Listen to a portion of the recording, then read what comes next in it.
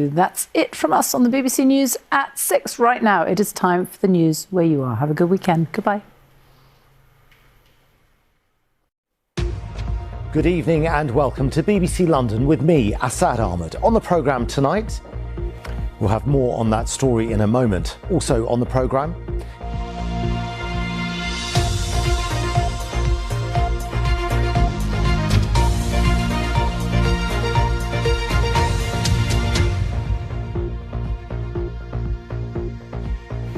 good evening. The family of a man who say he took his own life after placing more than 600 bets in an hour have told BBC London that the inquest into his death was a battle from beginning to end.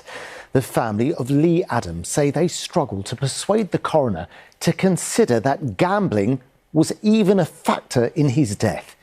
Well, it took 5 years before a coroner finally did conclude that a gambling disorder was one of the causes. Lee's cousin Natalie described what Lee was like at the time to Megan Owen. What an incredible experience that must have been. Now we're moving on to the weather, and Storm Goretti has had an impact across England, but not much in and around London, I have to say. A bit of wind and rain today, which was not too bad considering. Jennifer, what's it going to be like from now on in? We're getting a little bit better as we head through the weekend. Good evening to you. As you say, we've escaped the worst of the impacts, but we have had a bit of a gloomy day with it. Lots of clouds, some outbreaks of rain and some quite brisk winds as well. It's been quite gusty out there.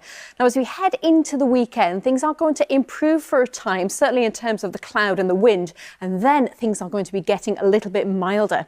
We'll get to that in just a second, but let me show you the pressure chart first of all. This is Storm Goretti moving out now across the Netherlands into Germany. A brief period of quieter weather over the weekend before our next area of low pressure moves in through Sunday. But for this evening and overnight, one thing to mention is that we do still have yellow warnings around the region for ice. Now, even if you're not covered by the ice warning, there is still a risk that you might see some of that tomorrow morning. Temperatures overnight dropping down close to freezing. Now, tomorrow morning, still those ice warnings in place until around midday. But what we do have is a dry start to the day with some weak winter sunshine. Now, it's not really going to be affecting the temperatures. The wind will be a little bit lighter, but it will feel a little bit more cheerful. So 3 or 4 degrees Celsius the high through tomorrow afternoon. Let's look at Saturday evening then. A quiet start to the night. Again, the winds are still quite light. We'll have some clear spells at first, but the cloud will start to encroach from the west as we head towards Sunday morning. And that's that next weather system that we saw, that next weather front. The temperatures by around 5 o'clock on Sunday morning still hovering around freezing, so we're not quite into the milder air just yet.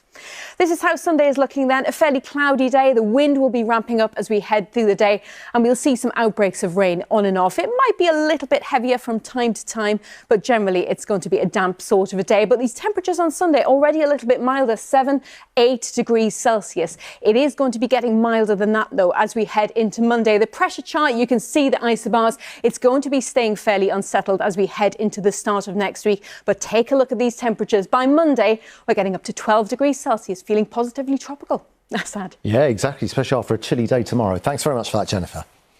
Now, before we go, time for a quick recap of some of the main news in the headlines today. A wave of anti-government protests are continuing for a 13th day in Iran. That's despite defiance from Iran's supreme leader, Ayatollah Ali Khamenei. He called the protesters a bunch of vandals and said his government will not back down.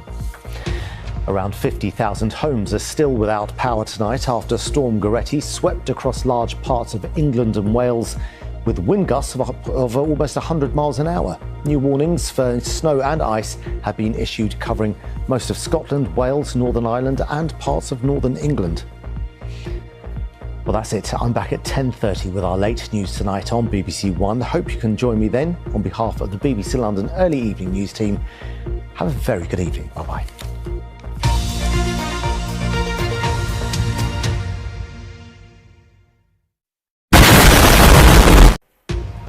On BBC London, we hear from the family of a man who placed hundreds of bets before taking his own life. They call for more recognition and support for gambling-related deaths.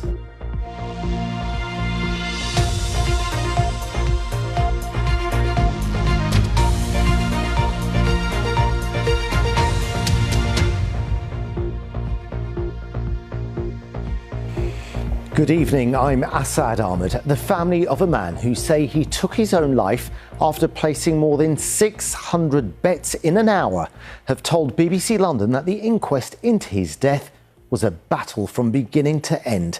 They say they struggled to persuade the coroner to consider that gambling was even a factor. 5 years after Lee Adams died, a coroner finally concluded that a gambling disorder was one of the causes. Here's our correspondent, Megan Owen. Well, that's it, but as it's Friday night, Joanne Good will keep you smiling and laughing on your local BBC radio station from now until 1 a.m. And on the BBC London website, there's news of a man from New York who's been jailed there for making a series of bomb hoax calls to London hospitals and to Westminster Abbey. From the BBC London team for now, wish you a very good night and a very good weekend ahead. Bye-bye.